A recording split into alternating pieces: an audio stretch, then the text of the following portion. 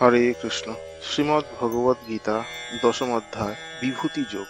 এই অধ্যায়ে সর্বমোট 42টির মতো শ্লোক রয়েছে এবং এই অধ্যায়ে সারমর্ম বলতে গেলে ভগবান শ্রীকৃষ্ণের যে বিশেষ রূপ বা বিভূতি রূপ সেই সম্বন্ধে এখানে দেওয়া আছে। এইখানে প্রথম 1 থেকে 9 নম্বর শ্লোক এবং 19 থেকে 42 নম্বর শ্লোকে ভগবান শ্রীকৃষ্ণের বিভূতি রূপ সম্বন্ধে এখানে বলা আছে। এছাড়া আরো 2-3টি গুরুত্বপূর্ণ যে শ্লোক রয়েছে সেটা 9 নম্বর এবং 10 নম্বর শ্লোক, সেইটি এখানে আগে দেওয়া হয়েছে।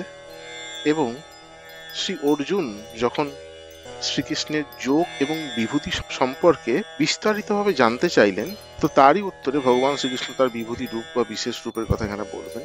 কিন্তু তার আগে যে বাকি 2টি গুরুত্বপূর্ণ শ্লোক এখানে রয়েছে সেই দুটি সম্বন্ধে একটু জেনে নেওয়া যাক। 9 নম্বর শ্লোকে ভগবান বলবেন, যাদের চিত্ত ও প্রাণ সম্পূর্ণরূপে শ্রীকৃষ্ণকে সমর্পিত, তারা পরস্পরের মধ্যে সর্বদাই আলোচনা করে এবং তার সম্বন্ধে মানে ভগবানের সম্বন্ধে পরস্পরকে বুঝিয়ে পরম সন্তোষ ও অপ্রাকৃত আনন্দ লাভ করায়।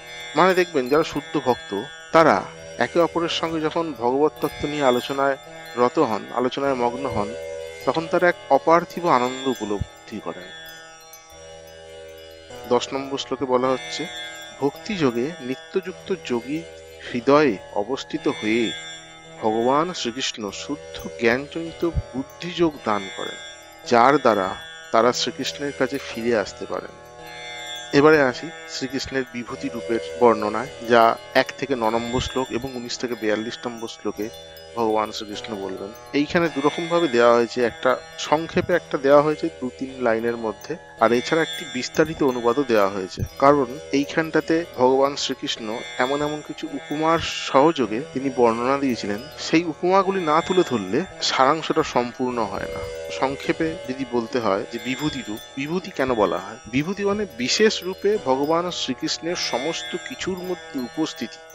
এই যে বিশেষ রূপ, এইটাকেই বলা হয় বিভূতি রূপ। তো ভগবান শ্রীকৃষ্ণ জন্মরহিত, অনাদি ও সমস্ত গ্রহলোকের মহেশ্বর। শ্রীকৃষ্ণ থেকেই নানা প্রকার ভাব উৎপন্ন হয়, যেমন বুদ্ধি, জ্ঞান, সংশয়, মোহ, এবং মোহ থেকে মুক্তি, ক্ষমা, সত্যবাদিতা, ইন্দ্রিয় সংযম, মনঃসংযম, সুখ দুঃখ, ভয়, অভয়, অহিংসা, সমতা, সন্তোষ, তপস্যা, দান, যশ ও অযশ সবকিছুই ভগবান শ্রীকৃষ্ণ থেকে উৎপত্তি।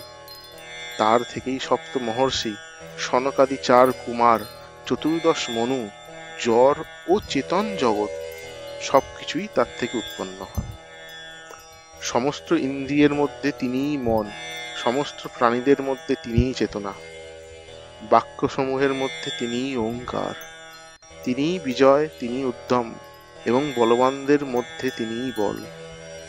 তার মানে হচ্ছে তিনিই সব। এইবারে যদি বিস্তারিতভাবে আমরা সেই উপমাগুলি যদি পড়ি যেটি এখানে দেওয়া রয়েছে, তার বিভূতি সমূহের অন্ত নেই। তিনিই সমস্ত জীবের হৃদয়ে অবস্থিত পরমাত্মা, তিনিই সর্বভূতের আদি, মধ্য ও অন্ত। আদিত্যদের মধ্যে তিনিই বিষ্ণু, জ্যোতিষ্কদের মধ্যে তিনিই কিরণশালী সূর্য, মরুদ্দের মধ্যে তিনি মরীচি, নক্ষত্রদের মধ্যে তিনি চন্দ্র, সমস্ত বেদের মধ্যে তিনি সামবেদ, সমস্ত দেবতাদের মধ্যে তিনি ইন্দ্র, সমস্ত ইন্দ্রিয়ের মধ্যে তিনি মন, এবং সমস্ত প্রাণীদের মধ্যে তিনি চেতনা।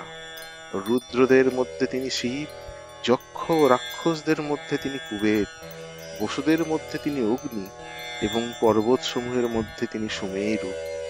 পুরোহিতদের মধ্যে তিনি প্রধান বৃহস্পতি, সেনাপতিদের মধ্যে তিনি কার্তিক, জলাশয়ের মধ্যে তিনি সাগর, মহর্ষিদের মধ্যে তিনি ভৃগু, বাক্যসমূহের মধ্যে তিনি ওঙ্কার, যজ্ঞসমূহের মধ্যে তিনি জপযজ্ঞ, এবং স্থাবর বস্তুসমূহের মধ্যে তিনি হিমালয়, সমস্ত বৃক্ষের মধ্যে তিনি অশ্বত্থ, দেবর্ষিদের মধ্যে তিনি নারদ, গন্ধর্বদের মধ্যে তিনি চিত্ররথ, সিদ্ধদের মধ্যে তিনি কপিলমুনি, অশ্বদের মধ্যে তাকে সমুদ্র মন্থনের সময় উদ্ভূত উচ্চ শৈবা বলে জানবে, শ্রেষ্ঠ হস্তিদের মধ্যে তিনি ঐরাবত, মনুদের মধ্যে তিনি সম্রাট, সমস্ত অস্ত্রের মধ্যে তিনি বজ্র, গাভীদের মধ্যে তিনি কামধেনু, সন্তান উৎপাদনের কারণ হিসাবে তিনি কামদেব, এবং সর্পদের মধ্যে তিনি বাসুকী,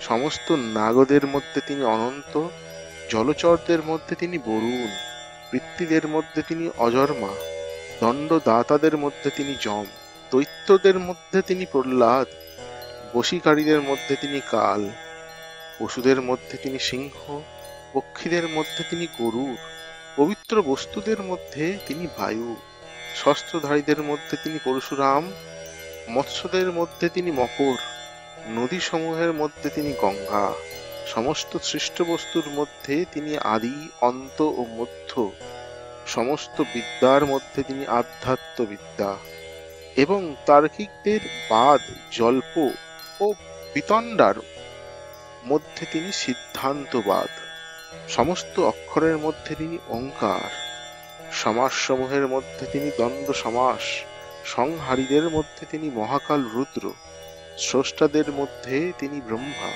সমস্ত হরণকারীদের মধ্যে তিনি সর্বগ্রাসী মৃত্যু, ভাবিকালের বস্তুসমূহের মধ্যে তিনি উদ্ভব, নারীদের মধ্যে তিনি কৃতি, শ্রী, বাণী, স্মৃতি, মেধা, ধৃতি ও ক্ষমা, সাম বেদের মধ্যে তিনি বৃহৎসাম, ছন্দসমূহের মধ্যে তিনি গায়ত্রী, মাসসমূহের মধ্যে তিনি অগ্রহায়ণ, ঋতুদের মধ্যে তিনি বসন্ত, সমস্ত বঞ্চনাকারীদের মধ্যে তিনি দ্যুতকীরা, তেজস্বীদের মধ্যে তিনি তেজ, তিনি বিজয়, তিনি উদ্যম, এবং তিনি বলবানদের মধ্যে বল, ঋষিদের মধ্যে তিনি বাসুদেব, পাণ্ডবদের মধ্যে তিনি অর্জুন, মুনিদের মধ্যে তিনি ব্যাস, কবিদের মধ্যে তিনি শুক্রাচার্য, দমনকারীদের মধ্যে তিনি